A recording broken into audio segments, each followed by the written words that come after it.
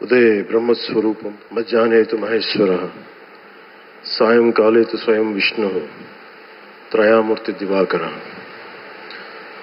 ముందుగా సూర్య భగవానునికి నమస్సమాంజలు తెలియజేస్తూ యోగ విద్యను అందించిన ఆదియోగి పరమశివునికి, ఆ మహాయోగ విద్యని మనకి పతంజలి మహర్షి యోగశాస్త్ర రూపంలో అందించారు.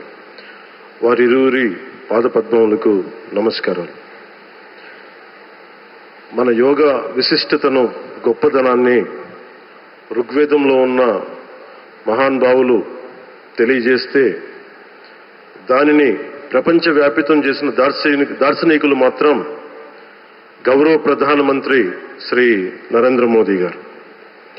భారతీయ సనాతన ధర్మం తాలూకు విశిష్టతను యోగా ద్వారా విశ్వవ్యాపితం చేసిన ఘనత ఆయన సొంతం. యోగా సాధకులు ఎంతటి దృఢచిత్తాన్ని కలిగి ఉంటారు, ఒత్తిడి జయించి సంకల్ప సాధకులుగా ఎలా నిలబడతారన్న దానికి కూడా మన గౌరవ ప్రధాని శ్రీ మోదీజీ గారు నిలువెత్తు ఉదాహరణ.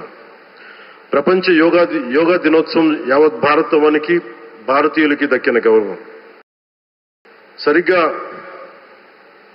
ఒక 2014లో అప్పటి ఐక్యరాజ్య సమితిలో గౌరవ ప్రధానమంత్రి మోదీ గారు ప్రవేశపెట్టినప్పుడు దాదాపు 177 దేశాలు ఈ రెజల్యూషన్కి మద్దతు పలికినాయి. ఇంతమంది మద్దతుని కూడగట్టగలిగి ఈ రోజున మనకి 2015 నుంచి యోగా దినోత్సవం ప్రారంభమైంది. ఈ రోజున గౌరవ ప్రధానమంత్రి మోదీజీ గారి పిలుపు మేరకు మనం మొదట విశాఖ 11వ యోగా దినోత్సవ సంబరాలకు వేదిక అయింది. శ్రీ మోదీజీ గారి సమక్షంలో గౌరవ ముఖ్యమంత్రి వర్యులు శ్రీ చంద్రబాబు నాయుడు గారి కృషితో ప్రపంచ రికార్డుకు వేదికగా నిలిచింది. విశ్వనరులు మోదీజీ గారి పిలుపు మేరకు యోగా ఒక వన్ ఎర్త్ వన్ హెల్త్, ఈ ఆరోగ్యం థీమ్ ని ఈ వేదిక నుంచి ప్రతి ఒక్కరూ ముందుకు తీసుకెళ్లాలని మనస్ఫూర్తిగా కోరుకుంటూ, ఇక్కడ ఆసీనులైన మీ అందరికీ, ఇక్కడికి వచ్చేసిన ప్రతి ఒక్కరికి కూడా పేరు పేరున నా హృదయపూర్వక వందనాలు, నమస్కారాలు.